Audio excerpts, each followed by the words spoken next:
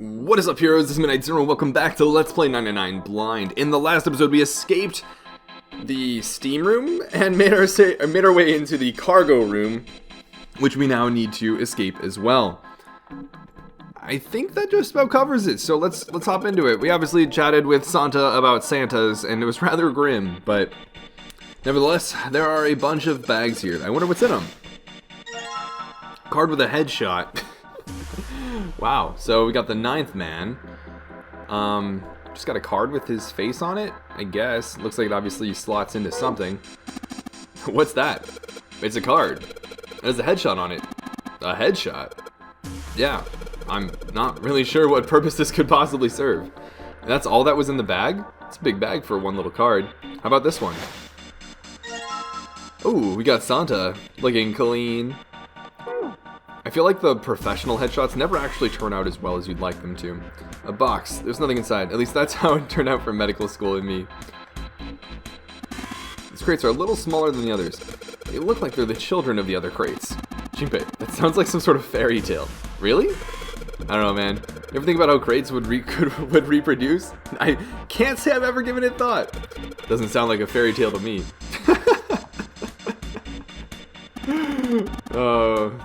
These crates are quite large. They seem to be tied to one another with sturdy straps. Okay. What about anything over this way? Inevitably another headshot. We've got Clover. Honestly, in contention for my favorite character. Probably a lot has to do with her cracking in that one episode. We got Snake, card with a headshot. Anything on the back of this one? No. Just wanted to take a look for thoroughness. I don't know what's in those barrels. Judging by their weight, perhaps a liquid of some sort. What about in here? Ooh, we got ourselves Ace card. Ooh, Ace looking rather clean in this headshot. Look at that, he looks majestic. Okay, so we're basically going around collecting a lot of these. I'll take a look at the ground floor before I head up those stairs. What do we have here? We got 7. 7's probably taken better pictures in his lifetime. We've searched all the boxes. There's nothing in them. Okay. But not these ones. We've got good old Junpei. He's oddly eyeing something in the corner of the room. And probably June as well, because of course they're put together. Aw, June looking adorable. And with that, we only have one more left. I believe it's... Who do we have left? Lotus, right? 1, 2, 3, 4, 5, 6, 7, 8, 9... Looks like it's got card readers. We'll come back to that in a moment. There's some sort of liquid in these barrels. I'm not sure what it is, however. Can we go over this way? We can. Neat. This is the only area with a fence around it. Junpei, think you could go take a look at that? Sorry, but no thanks. Why? I've got a bad feeling about it. Whoa, Baka. Okay, fine. Not a fan of using that word at all. I'll go. Please be careful, Santa. Yeah. But just in case. Wait, what's he going to do with that screw? I don't see what throwing a screw at a fence is. Is it electric? Holy crap! This... Oh man. There's electricity running through that fence. Looks like it. Then we can't get to the other side easily or safely. Well, we could jump off those crates, but we wouldn't be able to get back. Yeah, it's a good question. I mean, we could try to rearrange the crates on the other side, though. It's always worth noting. I think we can get over the fence by jumping on those crates. What are you saying, Junpei-kun, or in this case, Jumpy? There's a huge electrical current flowing through that fence. If you do that, you won't be able to get back. Well, if I can move some of those crates over there, are you even sure you can move them? What if they weigh too much? Then what are you going to do? Have Santa jump over as well, and we could probably do it together. Oh yeah, hadn't thought of that. I think you could do it with 2 people. So, I'm not buying that too much, but that's okay. Clearly there's still one more card we need to get. We need to get Lotus. Maybe it's up here? These stairs, they go up to 3 stories. What are you waiting for, Junpei? Whatever, I'm going. This is the only door here, except for the one we just came in through. Then this is the exit. No crap, Sherlock. Of course it's locked. Is it an electronic lock? No, just a keyhole, right under the doorknob. So to open this door, we've got to find the key that fits that keyhole. Yeah. Alright. Can we go up further? I'm clicking. I want to go up. Okay. What is up here? There's a metal panel over the outside of the window. Okay. What do we have here? Operating device of some sort? We need a passcode. Wow. Passcode or password. Well, there's 6 holes here. They look like jacks for a headphone cable. Jacks, huh? Then maybe if we put something in them, yeah, something might happen. And then there are several lights here with numbers from 1 to 9. Only the light with a 9 on it is lit. I mean, we could, I doubt this will be the case, but we could try cycling through here and seeing if the 9, some kind of pin. Yeah, I don't think that's gonna work. This looks like it's covering something. Looks like some kind of little shutter. Maybe it'll open if we do something. What's gonna come out if it does? Yeah, like I know that. Well, you might. If you're 0, dun-dum. What's going on up here? The monitor's off. Got a green switch here and a red one, and some kind of lever. None of them seem to do anything, though. I mean, maybe it's because the power's off. Yeah, maybe. There's a single green light on the bottom, though. That means power's not completely off. Well, I was optimistic. A handrail that surrounds the platform with the control panel on it. We'd find Lotus's thing up here, but maybe we just won't have access to it for now. So we'll go back to the ground level and see what we can do here. So for example, if I were to... It's locked. We need the key. Don't we have them? All the boxes have numbers on them. Do they... Oh. Ace bent down and picked up something that had been sitting next to the box. Junpei, take a look at this. Cards. Oh, there's Lotus's. Lotus is growing on me as well. I feel like Lotus and Clover are some of my favorite characters at the moment. Santa is probably one of the coolest designs in my opinion. Now we finally have all 9 picture cards. The collector in me is ecstatic. We just need to insert these cards in the slots at the front of each box. Junpei stared at the cards in his hands. Ace peered over his shoulder at them. You know which card goes in which box, yes? Junpei gave him a look. Yeah, of course I do. It's really obvious. You just match our numbers to the numbers. Then you pop the corresponding card in the right box. Do we really need to be told this? So for instance, the card with the picture of Ace on it goes into box 1. The card with the picture of Snake on it goes into box 2, and so on. Ah, I see. Please tell me that was sarcastic. Huh? What is it? Junpei thought he might have imagined it, but he could have sworn Ace stiffened. I'll leave the rest to you. What is Ace surprised by? Huh? Hey, wait. He quickly turned and walked away. What's wrong with him? Oh well, whatever.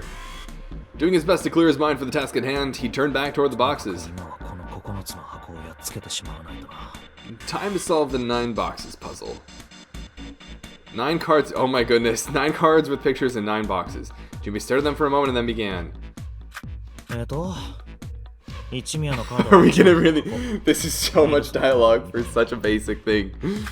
I'm surprised why Ace was surprised and all that. Just need to do the same for the rest. And finally the 9th man's card into box 9. Cool, all 9 box lids have popped open at once. Yeah, they opened. He peered inside. Anything of interest? What the? In each box was a single pin. Okay. 9 pins. They looked a little like sewing pins, but much thicker. And we can obviously use them at that place we found earlier. I guess I'll take them with me. Junpei collected them all quickly and shoved them into his pocket. Cool, 9 pins. The number 1 sticking out. Alrighty, back up the stairs we go. It's probably the controls for the electricity and the electric fence. Let's see what we can do with our pins here. There are 6 holes here, and it looks like the pins I just found would be a perfect fit for them. The ones you found in the 9 boxes, right? Well, why don't you try it? Alright, let's see what happens. I think 2, 4, and 6 should go here on the top part, and 3, 5, and 7 on the bottom. Wait, what?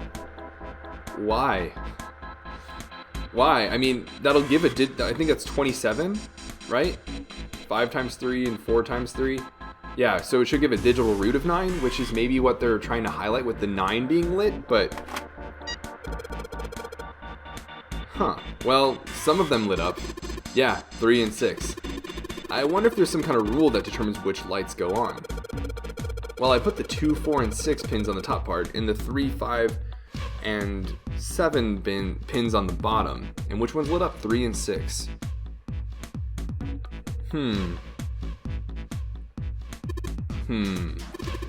You think maybe it's the digital root? Oh, if the individual rows, maybe? 2, 4, and 6 would be 3. Yeah, so their combined one would be 9, but individually the top row would be 3 and the bottom row would be 6. Yep, we're good. The digital root of 12 is 3. Therefore, light 3 turns on. 3 plus 5 plus 7 equals 15. The digital root of 15 is 6. Therefore, light turns on. Makes sense, right? I see. The lights that match the digital root of the pins inserted on the top and lower parts will light up. So that's how it works. Well, there's one other thing I'd like to check. Well, if he wants to try, he's certainly welcome to. So, he'd put the 1, 2, and 3 pins on the top and the 6, 7, and 8 pins on the bottom. I think the idea is he wants to see if they stay lit up permanently, and it looks like it from the number 9 still being lit up. Oh. They turned off. 6 plus 7 plus 8 equals 21. Digital root of 21 is 3. Therefore, light 3 turns off. 1 plus 2 plus 3 equals 6. The digital root of 6 is 6. Therefore, light 6 turns off. Oh, I get it now. If the digital root for the pins you insert is the same as the number on the lights that are lit, those lights turn off. Gotcha. We probably need to get them all lit up. That's actually a pretty cool puzzle. Yeah, it looks like that's the trick. Alright, now we know how it works. You want to give it a try? Wait, you mean you know what we're supposed to do with these lights? Well, no, but I figure we could try and see if we can turn them all on, you know? Yeah, I would imagine. That's the first thing I would try to do as well. I figure something's gotta happen if we can manage that. Turn on the lights, huh? Cool. Alright, Junpei, let's make sure we know how this works, alright? Pick one of the 6 holes. Then pick one of the pins in your hand and insert it into the hole. Keep it up until all 6 of the holes are filled. Once all the holes are filled, the lights corresponding to the digital roots of the pins in the upper and lower parts will turn on. However, if a digital root corresponds to a light that is already on, that light will be turned off. The goal is to turn all the lights on. Cool. Let's do it. I am down to give this a go. So, the first thing I can think of is just pairing the roots. So, like going for something like 1 and 8. If we pick sets of numbers that add up to a digital root of 9, they should work in pairs like that, so long as they're different. So the example they gave was, oh man, I'm gonna go back to the mouse for this. So the example they gave was like 1, 2, 3, and then was it 7, 8, 9? I think it might have been 6, 7, 8, but regardless, it should work, huh? Didn't we? Wasn't the top rows 6? Shouldn't that light up? Isn't that the whole rule of the game?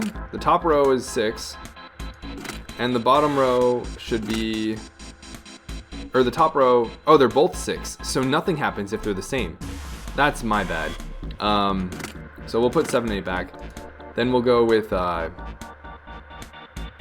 it 6, 7, 8? That should be a digital root of 3. Cool. So now, if we do, for example, 4 and 5, how are we going to want to do that? This is where it starts to get a little bit trickier. We could do something like 1, 2, and 4.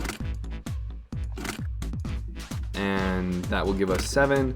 And then as far as coming up with something that has a digital root of 2 aside from that, we could do... What could we do? 9, 6, 5?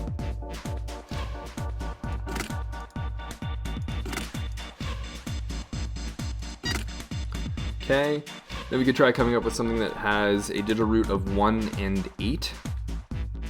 I think coming up with a digital root of 1 is going to be more difficult because only the numbers 10... Only the number 10 is going to be able to do that. So what we'll want is probably something like... Oh, we could do like 1, 3, 6. We could do 2, 3, 5. So there's actually quite a bit of flexibility with getting the 1. So I would focus instead on what are we going to get with the 8, right? Or the remaining ones. As far as getting 8 goes, Digital roots with 8 would be 8 or 17 or 26. 26 is outside of our range, so it's either 8 or 17. Could we get a combination of 10 and 8? No. So probably 10 and 17. Which numbers are going to add up to 17? That would be something like 8, 7, and 2. And I think that'll work. So let's do that. 2, 7, and 8. And earlier we were talking about how to get the numbers 10. We can do something like 1, 3, and 6. Cool. So then on to numbers 4 and 5. Numbers that we're concerned with that can give us a digital root of 4 are obviously 4, and then 13 and 22. All three of those are reasonable options to get, so I think we have a little more flexibility with it. With 5, it'll be 5, 14, and then 23, which is also pretty flexible. So I think we'll be able to make it work regardless of, there are a lot of combinations to make this work. So for the number 4, we're obviously not going to be able to get that. So the first thing we're going to want to do is probably try and get 13, which we can do something like, I don't know, 3, 6, and 5. And I think that leaves some larger numbers with a good amount of flexibility to try to get the other numbers. So if we were to do something like 3, and then 6, which is 9, and then 5, that'll get us to 14. Oh wait, I think I was aiming for, what's it called? The digital root of 4, right? So that'll give us, the number 13. And then we want to get 5, which we're not going to be able to get with the numbers we have available, or 14 or 23. And I think 23 is not an option because we don't have 6 available. So the only other option would be the number 14. Can we reasonably get that? We can, because we have 2, 5, and 7. Cool. At first I looked at that and had a big F, and it was like grade F, like you failed. But I was like, wait a minute, I swear I think I got it. All the lights are on and the shutters opened up. Hey, does that mean... Yeah, we gotta do it again. Man, I thought I was doing so well. Wait, why do we have to do it again? Okay, so we've got 9 holes and there's an F above them. I don't know what the F means, but I do know one thing. It's probably related to bases. So F would be what? There's A, B, C, D, E, F. It's probably 10, 11, 12, 13, 14, 15. What's that? This time, there are 9 holes. So we need to insert 9 pins. Man, that's boring. Well, why don't you just try it, alright? F would stand for 15, right? But it's not like we're gonna get a digital root of 15. Something... Oh... Do we have to arrange the 9 numbers so that all the diagonals, all the verticals, all the horizontal add up to 15? If so, that's pretty cool. Let's start by assigning 1 to the diagonal. I think that's what we're supposed to do. That seems the most reasonable to me, but who knows. So what do we want to choose for our next numbers? Anything that adds up to... I'll just work horizontally first. Well, actually... We'll want to use something relatively... I guess, in the middle for this middle term. Because that'll offer the most flexibility, I think. So... Yeah, we'll go with 5 there for now. And that gives us 6. So let's try 9 over here. That should add up to 15, which I believe is F. Again, A is 10, B is 11, C is 12, D is 13, E is 14, F is 15. I'm pretty sure that's what they're going for here. So similar, then we can start to fill in everything else. So this will be 2, and then this will be 8, and then this will be 3, and then this will be 7, and then this should be 6, and this should be 4. Is that it? I just realized this one... Oh, that's totally not it. Why did I do that? That was very silly of me. I was only paying attention to the verticals and the diagonals. Okay. bad me. We'll go with something like 3 here, and that'll give us 8, which means we'll need 7 here, which is already too much for the bottom. So we'll probably want to go with 7 up here and 3 down here, kind of balance things out a little bit. However, that means this square here would need to be 7, which we've obviously already used. So what we'll do is we'll put 7 there. Nope, we can't do that because 9 is already there. So 7 doesn't work.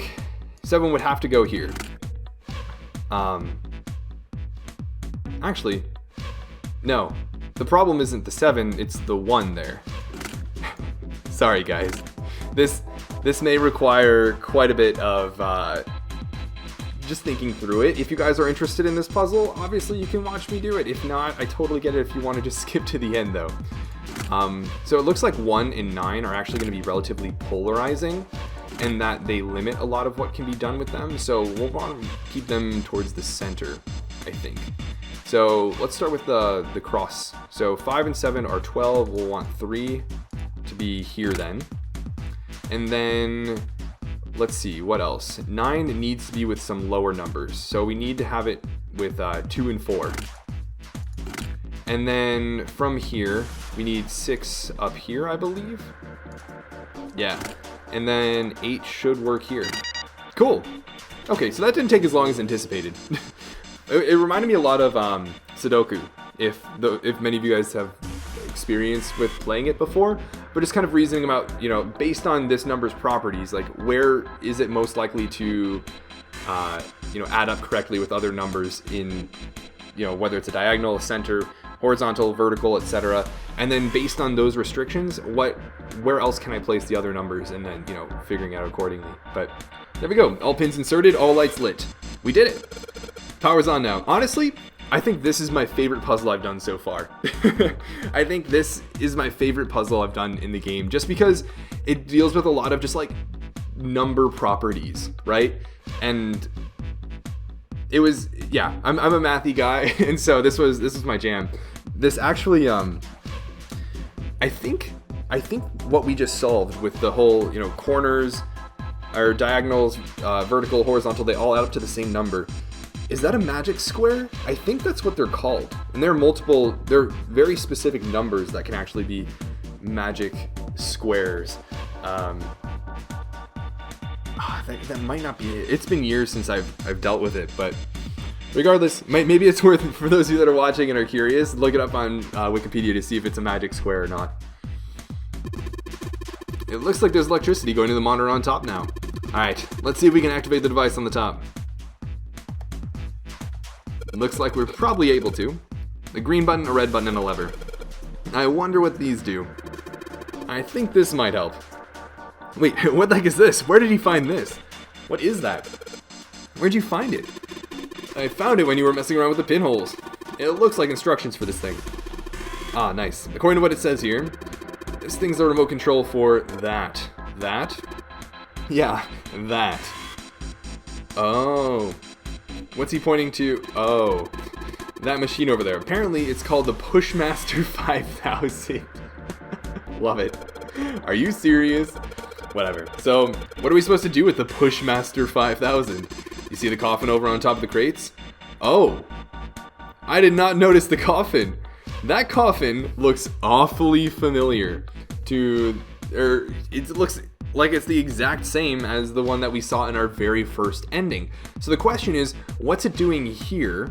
And then if it's doing something here, is there a second one that's in the, what's it called? I guess the room leading up to the number 9 door? Or are there 2 of them? Or does it somehow get transported there by someone on the ship?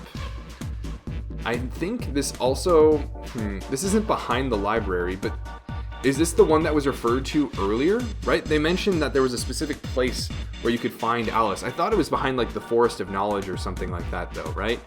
Maybe this is what's being referred to though as like, I remember some other discussion of like being deep in like a hole or something like that. This isn't very secretive though, obviously.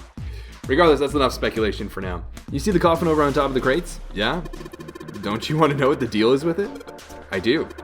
You want to check it out? Yeah. Alright. How do you think we're going to get there? Well, there were some crates on the right side of the fence that someone piled up like stairs. Maybe if we make a path to the coffin from here. How would we do that? Line up the crates, I guess? Yeah, that sounds about right. I guess it's just another of Zero's puzzles. Yeah. Santa, what's the deal here? You're like trying to make sure we're comprehending that, oh, I want to get to the puzzle, or I want to get to the coffin, and I have a pushmaster, and there are boxes I can push. I don't know what I'm supposed to do, so Santa better confirm that I know what the instructions are. Anyway, let's give it a shot. Looks like the Pushmaster 5000 runs off a battery, so to keep it from using up its energy too fast, it's been programmed so it'll only start moving once its path has been completely programmed in. Alright, I'll keep that in mind. That's pretty cool. So we got some new materials. Can we hop into this top-down view of the area where we can move the machine? Once I want to send my orders to the Pushmaster 5000, I just pull the lever. This is the reset button. It allows me to start over again. Once I want to activate the program, I just pull the lever. This is the return button. It allows me to quit command. Once I want to activate the program, how do I input directions? Alright, let's give this a try. Sure thing, just keep in mind that there is a limit on the battery, alright? The battery dies after 50 moves. At least that's what it says in the manual. 50 moves, huh? Also, keep in mind that the Pushmaster 5000 can't move the heavy metal crates. Okay, got it. This reminds me of, for those of you that have played Parasite Eve. If you haven't, it's a really cool horror RPG for the PlayStation 1. Highly recommend it. Definitely a great experience. But it reminds me of a couple puzzles from a segment in that. Or no, not in that. In Dino Crisis. Similarly, survival horror for the PS1. I really like survival horror, and so I was trying to go back to some of its roots and picked up those games. But when a square adjacent to the Pushmaster 5000 is clicked, the Pushmaster 5000 will move to that square. If there's a crate in the way, the Pushmaster 5000 will push up to a single crate, move the crates appropriately and efficiently, and fill the yellow areas. Fill the yellow areas. Okay, yeah, that makes sense. And again, the idea is we can't push more than one at a given time, right? So what we're going to want to do is... This reminds me, you know what this reminds me of as well? Is strength puzzles from Pokemon. And I really can't move more than... So, what I'll have to do is go there. What's interesting though, is that I'm gonna have to go around here, because I won't be able to... And then I'll have to go over here, because I can't push more than one at once. I'll have to push that there. And then what I can do is I'm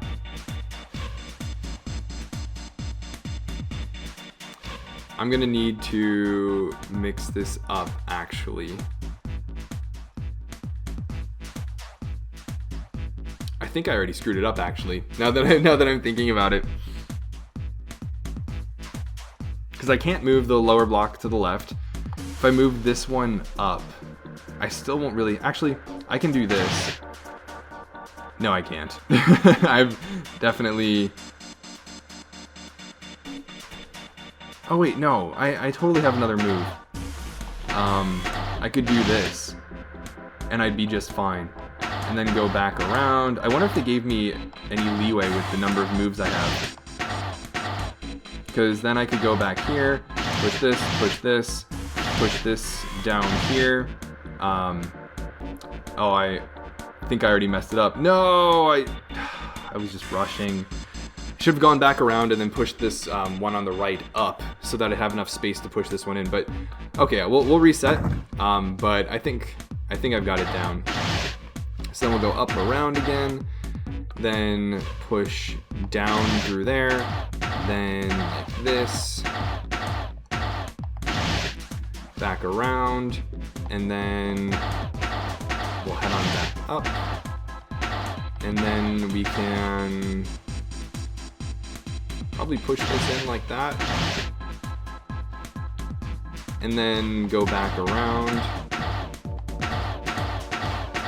and we'll push this guy up like that, and then we're gonna run out of moves.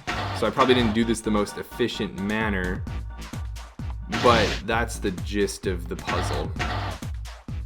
Because then I could do something like that. And then obviously I'd have to go back around and push this back down, but I got to do it a bit more efficiently. All right, so let's think out the strategy here. I still think this is a good opening move.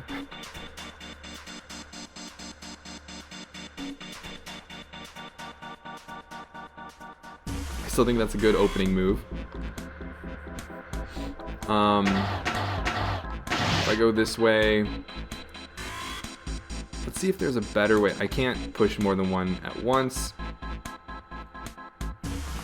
so I'm gonna need to go around. I still think this opening, while it seems really laborious, is not actually too bad.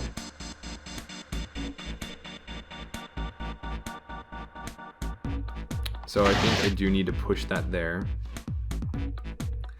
And then I feel like I'm just gonna end up doing the same thing. If I push that there,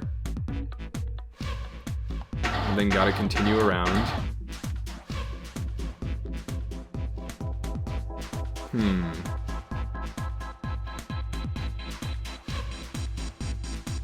Maybe, I doubt it's gonna be more efficient, but if I were to do something like this, no, I can't do that. Because I've got to, it's all about doing it in the right number of moves, right? So obviously at this point, I'm kind of screwed because I can't push anything into this middle block in the very right column, no matter what. So I'll reset it. Either way, my opening move is pretty much the same no matter what. Actually, I'm gonna try the bottom because the coffin being at the top limits things. I think having that as like a last move might actually be the way to go. So if I push that in like that, push this guy up here, then come back, maybe go this way,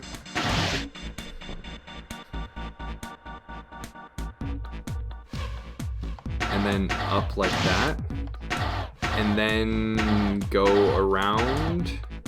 No, I've already screwed it up because I'm gonna inevitably lock myself in here. Yeah, okay. I do think this opening offers a bit more flexibility though, which is pretty neat.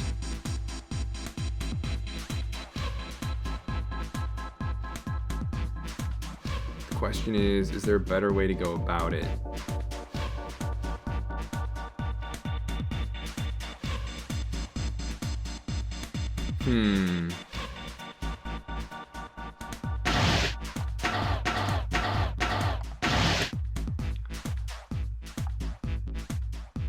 Probably not. Well, no, there is, for sure. But at this point, you know, I can't really do anything more. So maybe my opening up here is what I should be aiming for. Although I still feel like this is just a really roundabout way of aiming for something incredibly similar to what I had previously. And then if I just go around like that, I'm tempted to just like push that in there. Maybe push that way, and then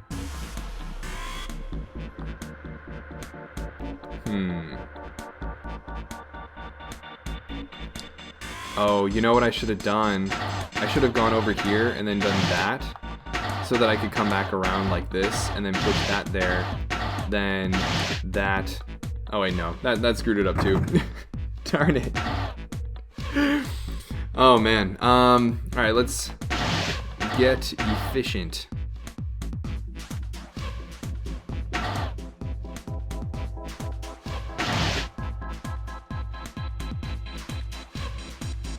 feel like that was not the move.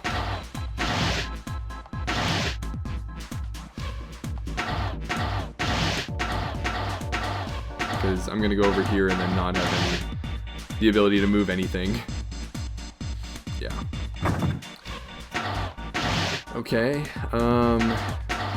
what was my opening before? Oh, I'm doing it the other the other way.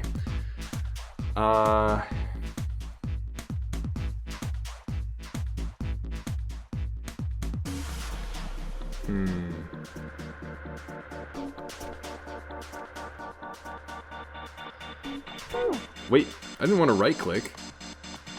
Aw, man. I was thinking, game. I was thinking. Alright, I want to try one thing real quick. I'm gonna go back to the click. Sorry. So I can potentially push that way and then come around like this. And kind of cycle things around. I don't know if this is the best way of going about it, but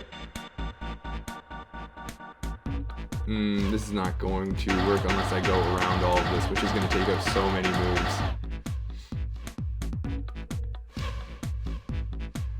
And in the end, I'm going to have to move this one up anyways.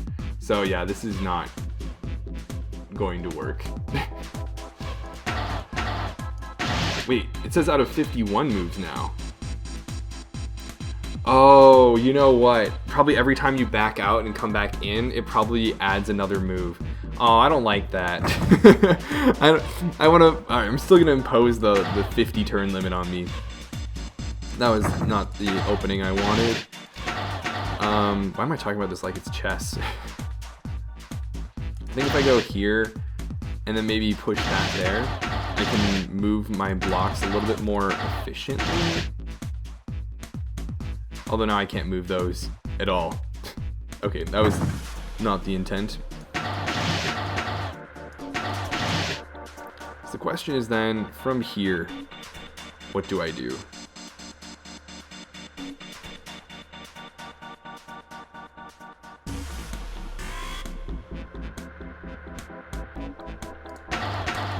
I still feel like my best move is to go here and push this over there.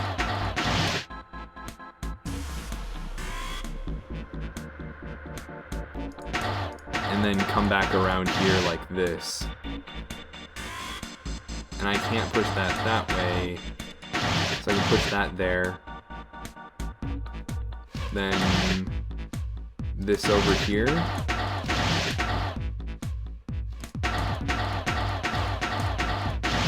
Cool. And we did it in 46 moves. I'm sure there's a faster way if I had to guess, but either way, we managed. Okay, I'm putting in the program. What do I do next? Just be quiet and watch. See, it's moving already. Oof. That neat cutscene though. 999 with that advanced tech. Awesome. The Pushmaster 5000 did just what I told it to, and lined up all the crates. Great. Now we can reach the coffin. We just need to climb those crates over by the fence. All right. We know exactly where we need to go for that. And then maybe the coffin will have, what's it called? Something of interest? So we can climb over to this coffin. What's in here? Are we going to be able to open it? Mommy! Is it actually though? No, it's not. Just kidding. Really? Whatever. Just open it. Of course, he's not opening it himself. He's letting Junpei, of course. Okay. And a small key and a gun. What's interesting is I remember this gun being in a different room, right? On our very first timeline, Santa got this gun because I think he went into room 2? Oh, or was it we went through room 1, and so Santa ended up going through room 6 and picked up this gun. That might have been it. A gun? Yeah, a revolver. It looks pretty old. I wonder if this is a replica. This thing is... Are these real bullets? If this is real...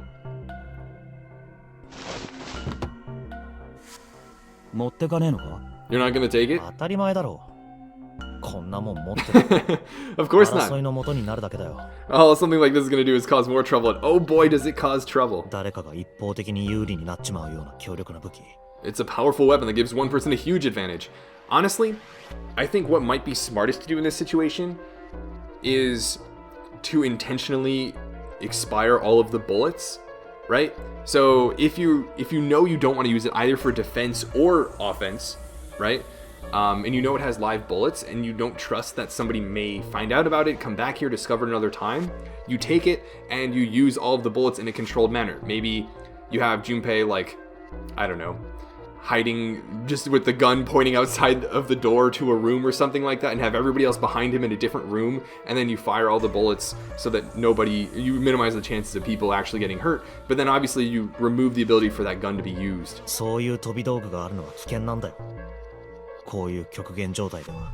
Something like that would be way too dangerous to have around. We're in enough danger already. まあ確かに正論だな。 Yeah, I suppose you're right. もしかしたらゼロはそうなることを期待してこの銃を置いておいたのかもしれませんね。 Maybe Zero put this gun here hoping that something like that might つま happen. り私たちに争いを起こさせるために。 In other words, maybe he put it here to make us fight each other. だったらなおさら放置で決まりだ。奴の思うつぼにはなりたくないからね。 In that case, we should most certainly leave it here. I, for one, have no desire to let Zero control me. だな。 Me neither. だが隣にある鍵だけは放置ってわけにはいかないぜ。 Okay, we've got that figured out, but you aren't gonna leave that key in there, are you? I don't remember exactly what was said. Is Santa gonna sneak back and take the gun? Or is that what happened the first time around in that other timeline? Or is it because Junpei's not here to say, we're not gonna bring that gun, that Santa doesn't bring it? Instead, maybe last time he was able, in the other timeline, he was able to convince people that they should keep it in case they run into Zero or some sort of threat or something like that. 分かってるよ。これは持っていこう。 Of course not. We'll take that with us. Cool. So we got the rusty key, and I'd imagine that's the final key we need to escape the room. Seems like we've pretty much completed this puzzle, so head up to the stairs and let's just put this key in here, and yes, sounds like that did it. Yay! Aw, Jun, you're so cute. It looks like it's open, Junpei-kun. I see. This key should open this door. Hey, what are you waiting for? Let's go. Alright, out we go. Yes, it's opening.